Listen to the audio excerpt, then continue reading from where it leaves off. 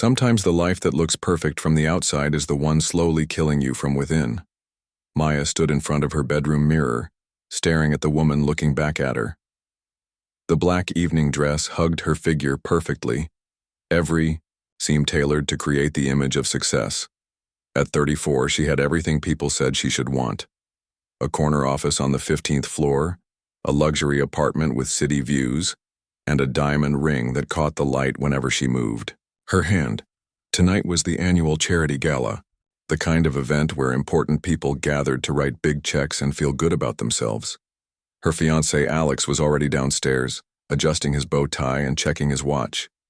He always checked his watch when he was impatient. "Maya, we're going to be late." His voice carried up the stairs. There was that tone again, the one that made her feel like a child being scolded for dawdling. She took one more look in the mirror. The woman staring back looked successful, polished, perfect. But lately Maya felt like she was looking at a stranger. When had she become someone who wore clothes that cost more than her first car? When had she stopped recognizing herself? The drive to the hotel was quiet except for the soft jazz playing on the radio. Alex talked about the important people they would meet tonight, the connections that could benefit his medical practice.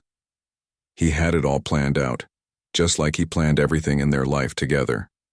Remember, the Johnsons are thinking about investing in the new wing of the hospital. Make sure you mention how much you love children when you talk to them, he said, not taking his eyes off the road. Maya nodded, but something twisted in her stomach. She didn't particularly love children.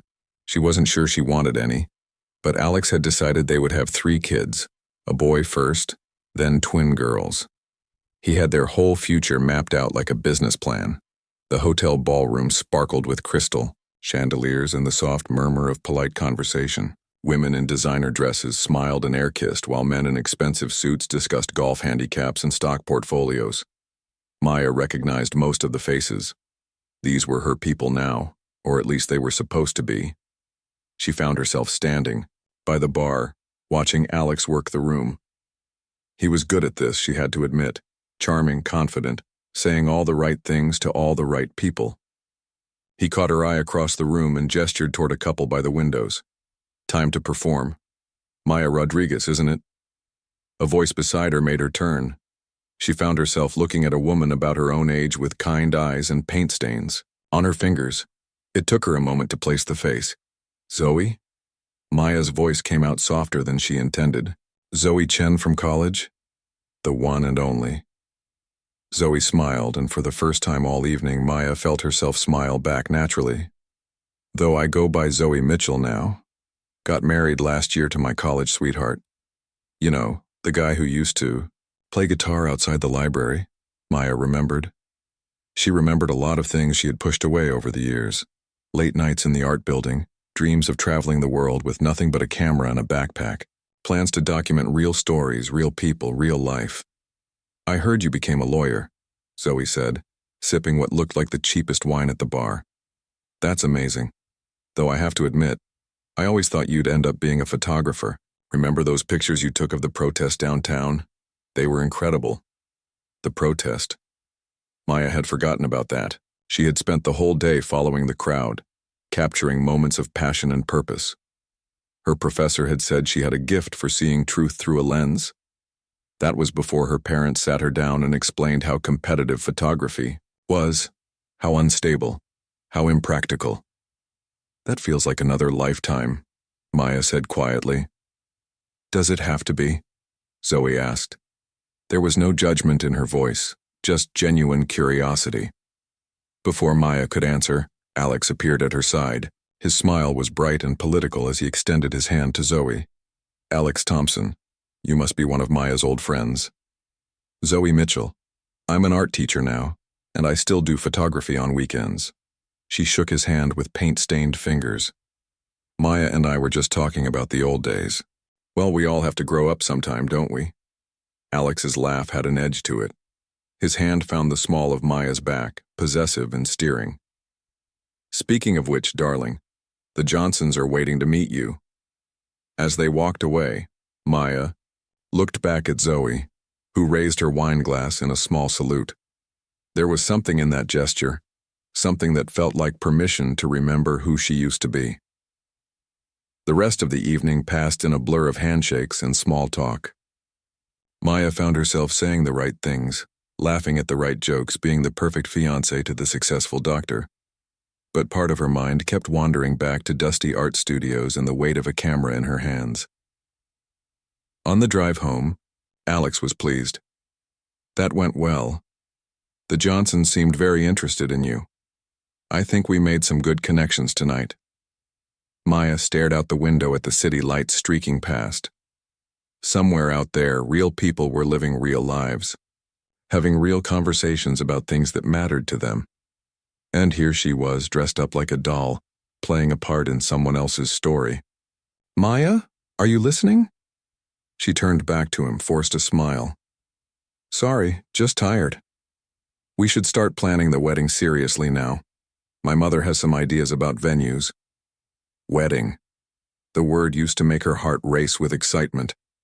Now, it felt heavy, like a door closing on possibilities she hadn't even considered yet. Back in their apartment, Maya kicked off her expensive shoes and walked to the window. The city stretched out below her, full of stories waiting to be told.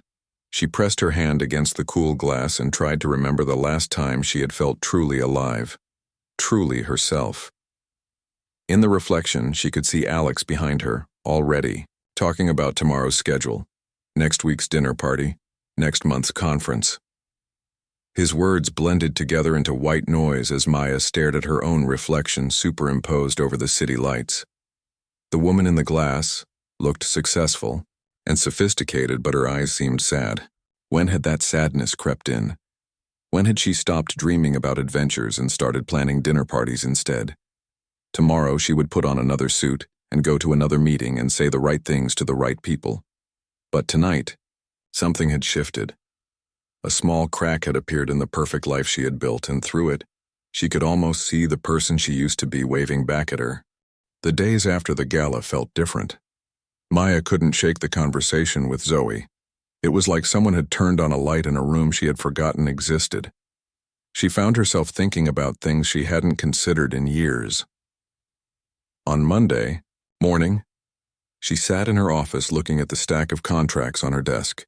The same corporate deals, the same legal language, the same feeling that she was helping rich people get richer.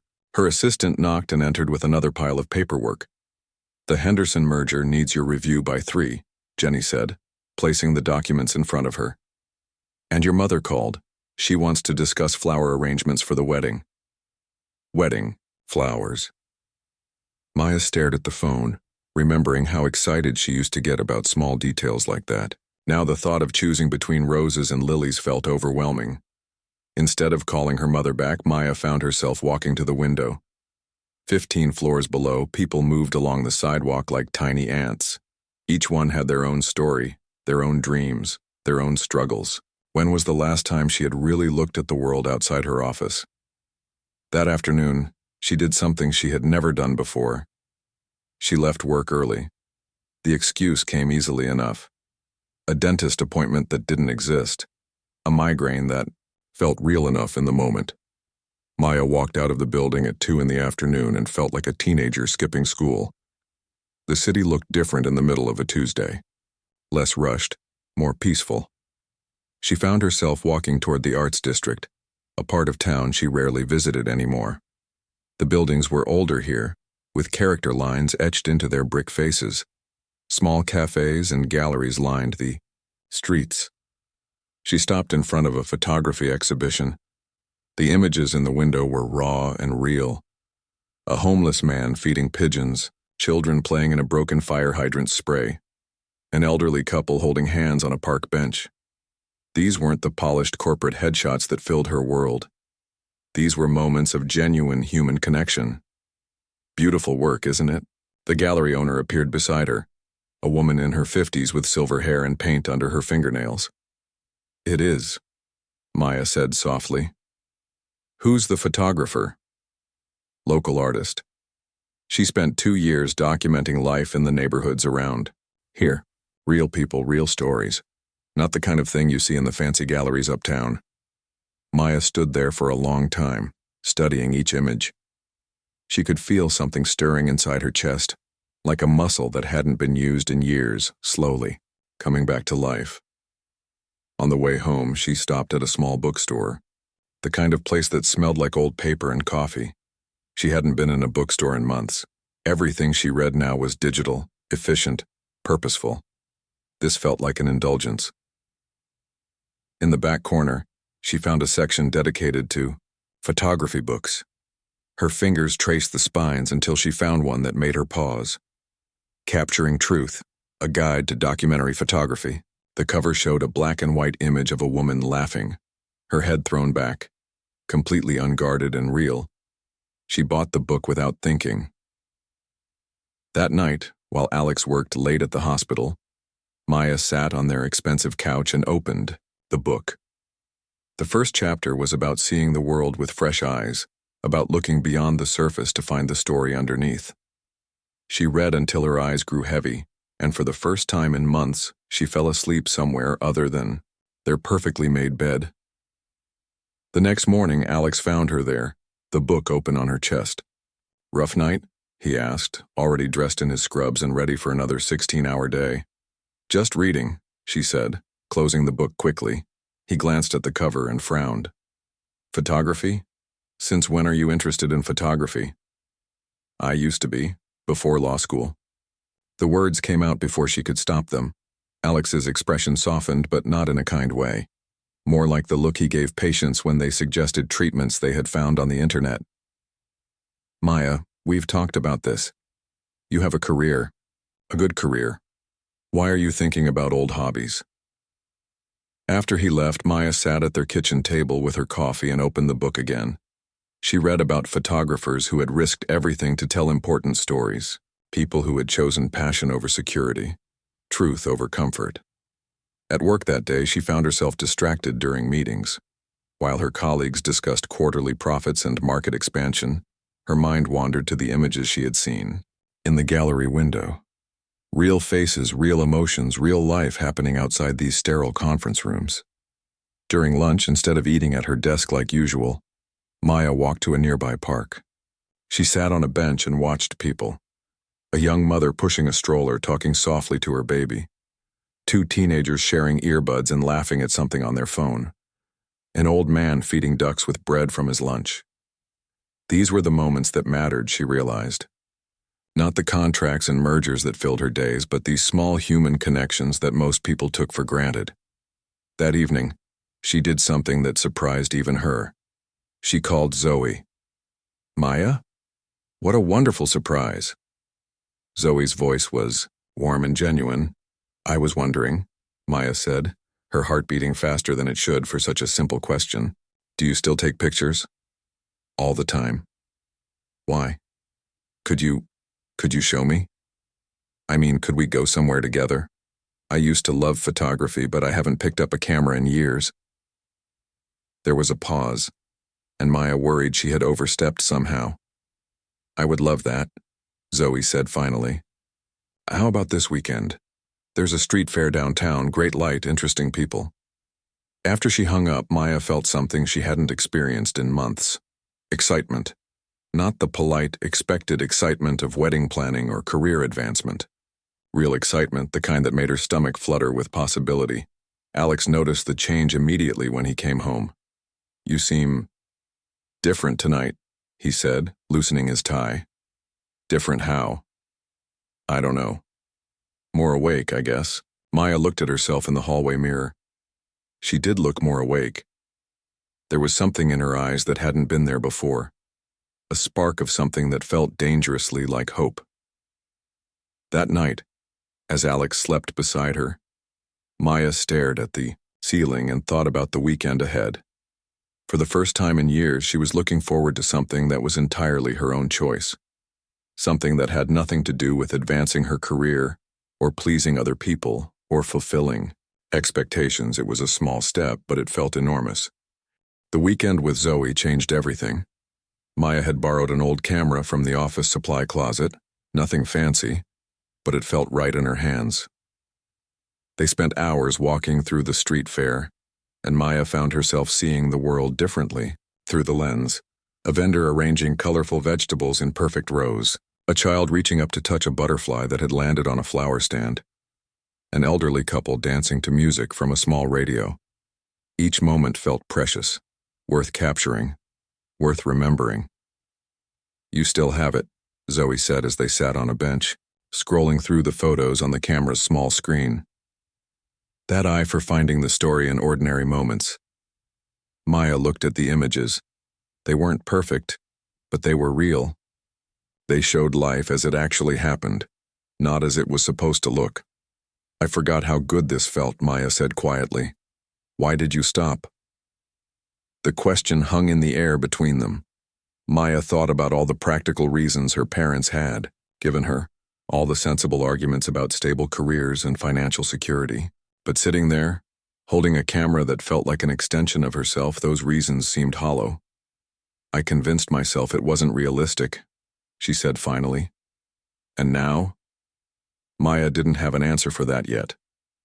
Monday morning felt like returning to prison. The office walls seemed grayer, the fluorescent lights harsher. Maya sat at her desk trying to focus on a contract review, but her mind kept drifting to the images stored on that borrowed camera. Her phone buzzed with a text from Alex. "Dinner with the Patels tonight, 7 sharp, wear the blue dress." The blue dress. Maya looked down at her black suit, then at her reflection in her computer screen. When had her entire wardrobe become a costume for playing the part of someone else's idea of success? At lunch instead of staying in the office, Maya walked to a small camera shop she had noticed near the park. The owner was an old man with kind eyes who didn't try to sell her the most expensive equipment.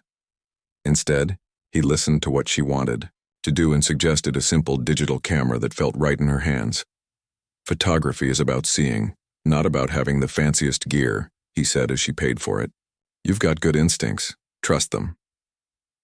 That afternoon, Maya made a decision that surprised her. During a meeting about a corporate merger that would eliminate hundreds of jobs, she spoke up. "What about the employees?" she asked. "What happens to the people who will lose their work?" Her boss, Mr. Williams, looked at her like she had spoken in a foreign language. "That's not our concern, Maya. Our job is to make this deal work for our client." "But shouldn't we consider the human impact?" The room went quiet. These weren't the kind of questions that got asked in these meetings. Maya could feel her colleagues shifting uncomfortably in their chairs. "Maya, perhaps we could discuss this privately after the meeting," Mr. Williams said, his voice carrying a warning. But Maya couldn't stop herself. "I'm just saying, these aren't just numbers on a spreadsheet. These are people with families, with mortgages, with dreams. Doesn't that matter?" After the meeting, Mr. Williams pulled her aside. "Maya, I don't know what's gotten into you lately, but you need to remember what your job is. You're here to serve our clients' interests, not to worry about social consequences." That evening, Maya stood in front of her closet staring at the blue dress Alex had requested. It was beautiful, expensive, perfectly tailored. It was also everything she was starting to hate about her life. She chose a simple black sweater instead. Alex noticed immediately when she arrived at the restaurant. "I asked you to wear the blue dress," he said, his voice tight with controlled frustration. "I wanted to wear this," Maya replied, surprised by her own boldness. The dinner was a disaster. Maya couldn't pretend to be interested in Dr. Patel's golf stories or Mrs. Patel's detailed description of her garden club activities. When they asked about wedding plans, Maya found herself saying, "We're still figuring things out." Alex's jaw tightened, but he kept smiling. In the car afterward, the silence was thick and uncomfortable. "What is wrong with you lately?" Alex finally asked as they pulled into their building's garage. "Wrong with me? You've been different, distant. Tonight you were almost rude to the Patels." Maya thought about this as they rode the elevator to their floor. Had she been rude or had she simply been honest? "I'm just trying to be myself," she said. "This isn't yourself, Maya. This is some phase you're going through. First the photography nonsense, now you're questioning everything we've built together."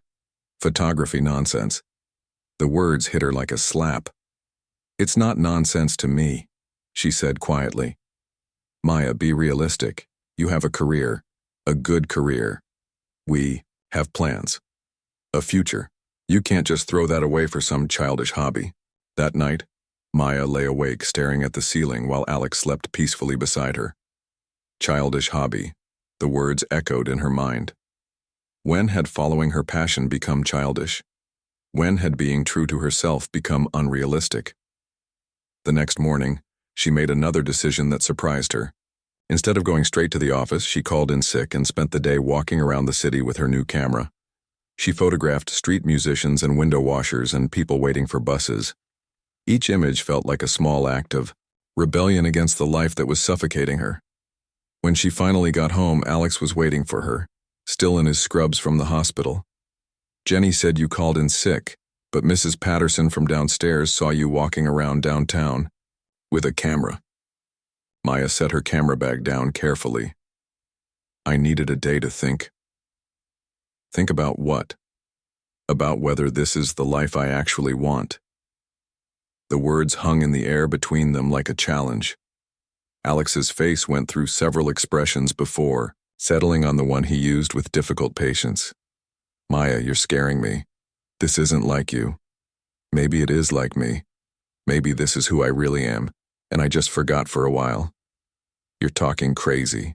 You love your job. You love this apartment. You love me. Do I? The question formed in her mind before she could stop it.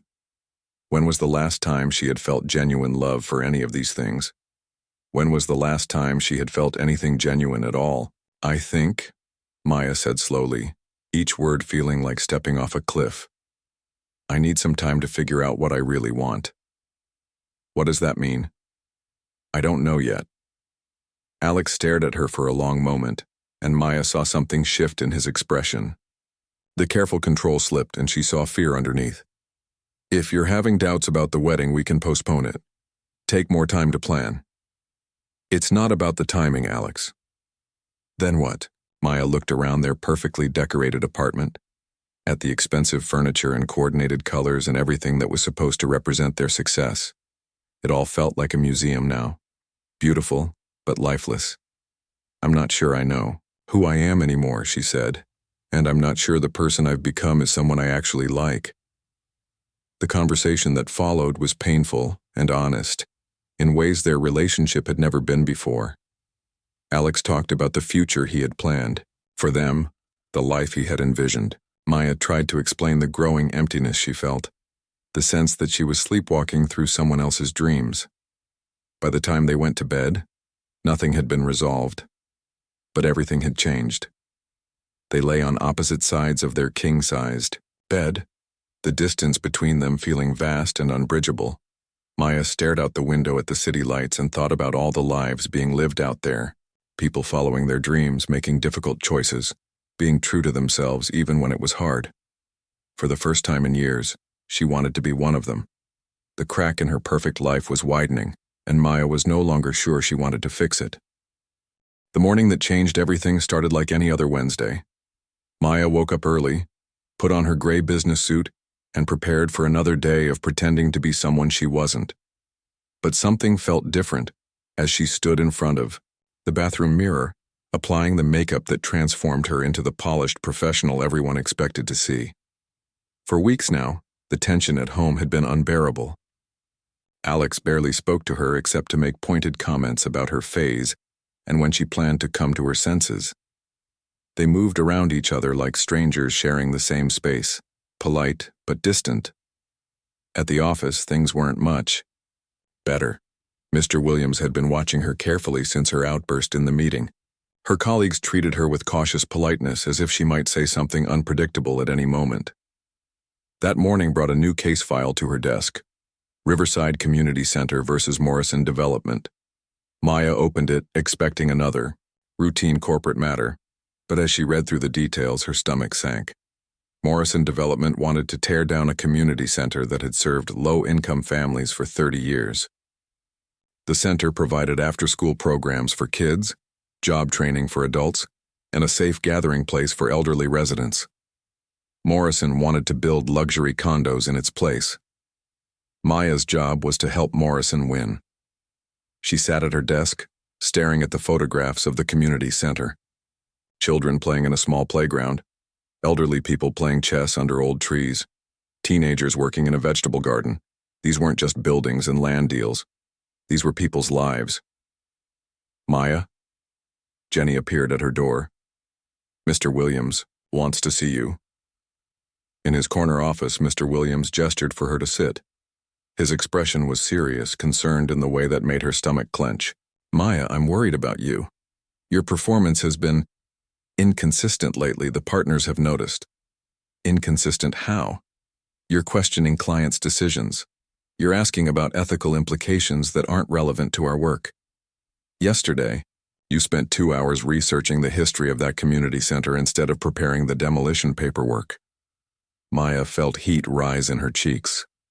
I was trying to understand the full situation. Our job isn't to understand the full situation. Our job is to win for our clients. He leaned forward.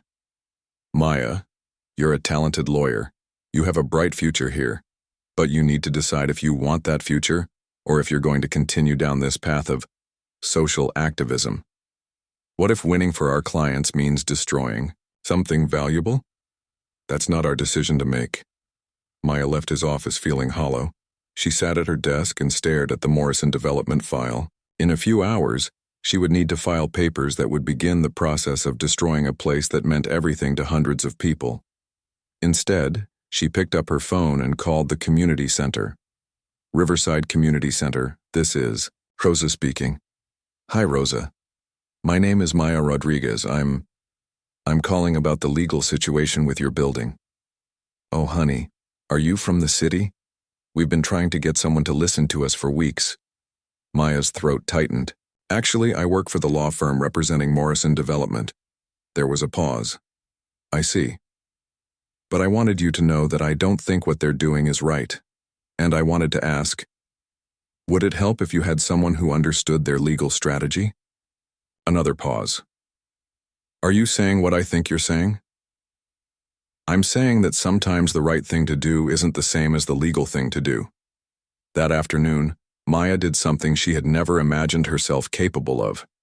She made copies of Morrison's development plans and legal strategy, then drove across town to the community center. It was smaller than she had expected, but cleaner and more welcoming than the photographs had shown. Rosa turned out to be a woman in her 60s with kind eyes and calloused hands. She introduced Maya to some of the people who used the center. Teachers who ran after-school programs, teenagers who had learned job skills there, elderly residents who came for lunch and companionship every day. This place saved my life, one young man told her. I was heading down a bad path, but the mentorship program here gave me direction. Now I'm studying to be a teacher. Maya spent 3 hours at the center taking photographs and listening to stories. These weren't just statistics or legal obstacles. These were real people whose lives would be forever changed if Morrison succeeded. When she got back to the office, it was past 6. Most of her colleagues had gone home, but the lights in Mr. Williams' office were still on. Maya walked to his door and knocked. Maya, I wasn't expecting to see you this late. I need to talk to you about the Morrison case. His face grew wary. What about it? I can't do it. I can't help them destroy that community center. Maya, sit down. Let's discuss this rationally. I've been rational my whole career. I've been practical and sensible and professional, and I've been miserable. You're having a difficult time right now, but that doesn't mean you should make career-ending decisions. Maybe my career needs to end. Maybe this version of it anyway. Mr. Williams studied her carefully. Maya, if you walk away from this case, you'll be walking away from this firm. There won't be a place for you here anymore. Maya thought about her corner office, her steady paycheck, her professional reputation. A year ago, the thought of losing these things would have terrified her. Now she felt something unexpected. Relief. I understand, she said. She went back to her office and began packing her personal items. There weren't many, a few photographs, some books, a coffee mug Zoe had given her years ago that she had kept hidden in her desk drawer. As she packed, Maya thought about the woman she had been when she started working here, young, ambitious, eager to prove herself. Somewhere along the way, that woman had disappeared, replaced by someone who followed orders and didn't ask difficult questions. Her phone buzzed with a text from Alex. "Working late again? We need to talk when you get home." Maya stared at the message. They did need to talk. About many things. The elevator ride down felt like descending from a mountain she had been climbing her whole adult life. When the doors opened in the lobby, Maya stepped out and felt something she hadn't experienced in years. Freedom. The drive home gave her time to think. About Alex. About their engagement, about the life they had planned together. It was a good life on paper. Stable, successful, respectable. But it wasn't hers.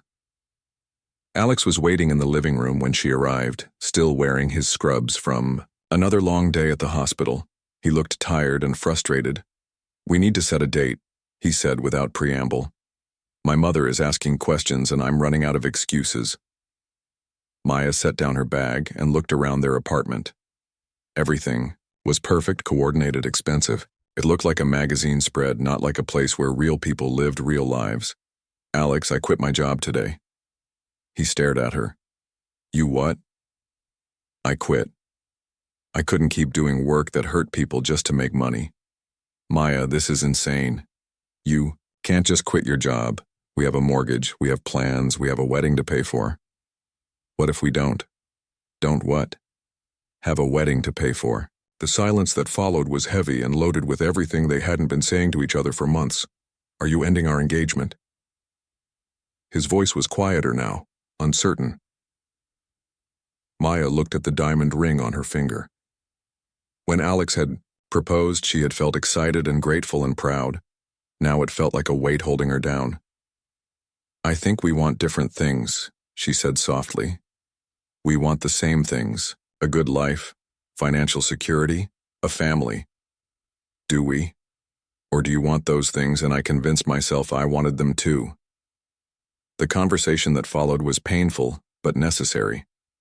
They talked about dreams and expectations, about love and compatibility, about the difference between settling down and settling for less than they deserved. By midnight, they had said everything that needed to be said. Alex would stay in the apartment. Maya would move out. The engagement was over. Maya went to their bedroom and began packing. As she folded clothes and gathered books, she felt lighter with each item she placed in her suitcase. She paused when she came to the dress she had worn to the charity gala, the one that had started this whole journey of self-discovery. It hung in the closet like a costume from a play she no longer wanted to perform in.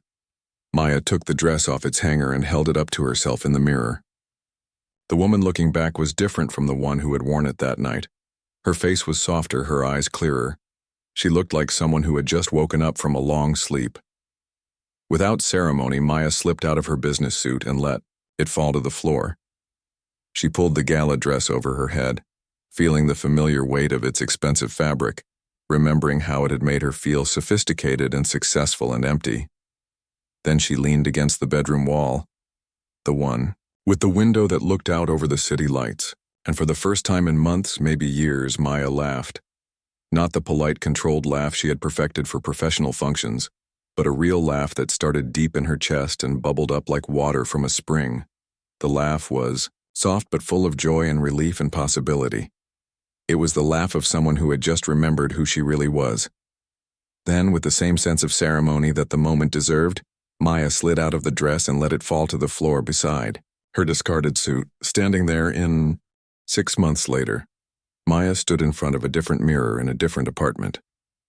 This one was smaller, older, with windows that faced east, so the morning light filled the room with gold.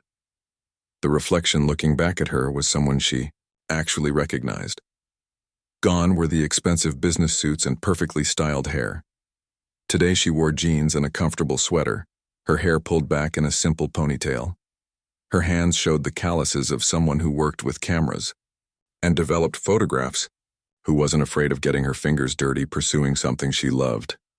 The apartment was in the Arts District, 2 floors above a small cafe that made the best coffee Maya had ever tasted. It wasn't fancy, but it was hers in a way the luxury apartment had never been.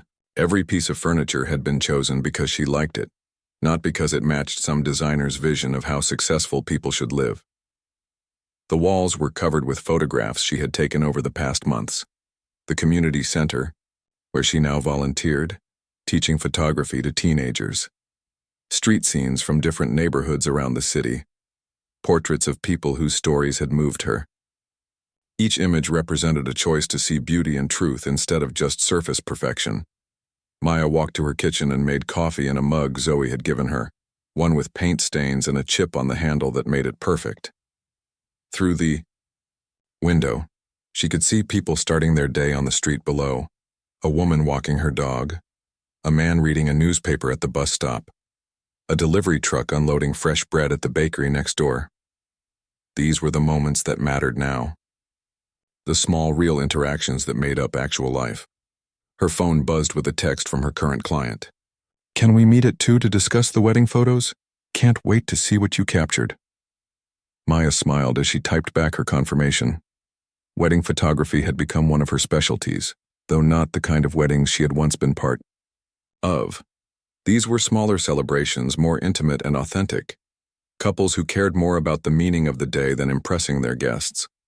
Last weekend, she had photographed a ceremony in someone's backyard, where the bride wore her grandmother's dress and the groom cried when he saw her walking toward him through a garden of sunflowers. It was more beautiful than any ballroom wedding she had ever attended. The transition hadn't been easy. The first month after leaving Alex and her job had been terrifying. She had moved in with Zoe temporarily, sleeping on a couch and wondering if she had made the biggest mistake of her life. Change is scary, Zoe had told her during one of her darkest moments. But staying stuck in the wrong life is scarier. Maya had started small. A few portrait sessions for Zoe's friends, some event photography for local nonprofits. Gradually, word spread about her work. People appreciated her ability to capture authentic moments, to see beyond the surface to the real story underneath. The community center case had been resolved too. With Maya's help, the residents had found a lawyer willing to fight Morrison Development pro bono. They hadn't won completely, but they had negotiated a compromise that saved the center and provided funding for improvements. Maya's photographs of the people who used the center had been crucial in showing the judge what would be lost if it were destroyed. Now Maya taught photography classes there twice a week. Her students were mostly teenagers who had never held a professional camera before. They had an eye for truth that amazed her, seeing their neighborhoods and their lives from perspectives that challenged her assumptions. "Miss Maya," one of her students had said last week, "why did you become a lawyer if you always wanted to be a photographer?" It was a good question. Maya had thought about it for a long time before answering. "Because I was afraid," she had said, finally. "I was afraid that doing what I loved wouldn't be enough. I was afraid other people would think I was being foolish, so I tried to be practical instead of happy. And now? Now I know that being afraid is okay, but staying afraid forever isn't." Today, Maya had plans to meet with another potential client, a small nonprofit that wanted to document their work with homeless veterans. It was exactly the kind of project that made her feel like her work mattered. But first, she had a more personal appointment. Maya drove across town to a coffee shop she rarely visited anymore, one near her old office building. Alex had texted her the week before asking if they could meet. He had something he wanted to tell her, he said. She found him at a corner table, looking older somehow, but more relaxed than she remembered. He stood when she approached, and they hugged awkwardly, like old friends who hadn't seen each other in years. "You look good," he said as they sat down. "Happy? Thank you. So do you." They talked for a few minutes about neutral topics, his work at the hospital, her photography business, the weather. Finally, Alex cleared his throat. "I wanted you to know I'm seeing someone," he said. "It's serious." Maya felt a complex mix of emotions. Relief mostly, but also a strange sadness for the time they had wasted trying to make something work that was never quite right. "I'm glad," she said, and meant it. "Are you happy?" "I am. She's very different from you. She loves the dinner parties and the professional events. She's already planning our engagement party." Maya smiled. "She sounds perfect for you." "She is." Alex paused, stirring his coffee unnecessarily. I owe you an apology. For what? For not listening when you tried to tell me you were unhappy. For making you feel like your dreams were foolish. For trying to turn you into someone you weren't. Alex, we both made mistakes. We both had ideas about what our life should look like instead of paying attention to what it actually felt like. I was afraid, he admitted. Afraid that if I let you change, you would realize you didn't want to be with me anymore. And I was afraid that if I didn't change, I would disappear completely. They talked for another hour, finally having the honest conversation they should have had months earlier. When they hugged goodbye, it felt like forgiveness for both of them. That afternoon, Maya met with the nonprofit director and spent 2 hours listening to stories about the veterans they served. Men and women who had returned from war to find themselves lost in their own country, struggling with trauma and homelessness and a system that didn't know how to help them. We want people to see them as human beings, the director explained. Not as problems to be solved or statistics to be managed, just as people with stories worth telling. Maya understood completely. It was exactly the kind of work that made her feel like she was using her gifts for something meaningful. As she drove home that evening, Maya thought about the path that had brought her here. The charity gala where she had met Zoe again. The moment she had decided to quit her job. The night she had finally admitted to herself that the life she was living wasn't the life she wanted. None of it had been easy.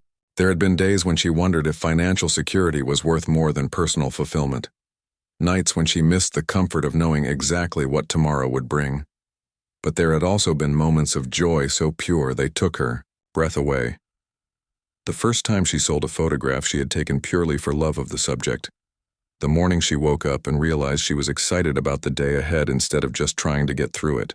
The evening a teenager in her photography class showed her a portrait he had taken of his grandmother, and she saw in his eyes the same passion she felt every time she held a camera. Back in her apartment, Maya cooked herself a simple dinner and ate it while looking through the photographs she had taken that week. Each one told a story. A construction worker taking a break in the shade, exhaustion and dignity in equal measure on his weathered face. Children playing in a fountain, their laughter frozen in droplets of water caught by the camera. An elderly woman feeding pigeons, surrounded by urban chaos but creating her own moment of peace. These were the stories that mattered. Not the polished images that sold products or promoted brands, but the honest moments that showed life as it really was. Maya's phone rang, interrupting her thoughts. It was her mother. Mija, how are you? I'm good, Mom. Really good. I saw the article about you in the community paper, about your work with the teenagers. Maya had been featured in a small story about arts education in underserved neighborhoods. Nothing major, but it had made her parents proud in a way her legal career never had. Those kids are lucky to have you teaching them, her mother continued. I think I'm the lucky one. After they hung up, Maya sat on her couch with a cup of tea and looked around her small apartment. 6 months ago, she had been living in luxury and misery. Now she was living simply and joyfully. She thought about the dress she had worn to that charity gala, the one that had represented everything she was supposed to want. It was probably still hanging in Alex's closet, or maybe he had donated it somewhere. Either way, it belonged to a version of herself that no longer existed. Maya walked to her bedroom and looked at herself in the mirror. The woman looking back was someone she actually liked. Someone who made choices based on her own values instead of other people's expectations. Someone who wasn't afraid to take risks if they might lead to something real. Tomorrow would bring new challenges and new opportunities. More photographs to take, more stories to tell, more moments to capture and preserve. Maya was finally living the life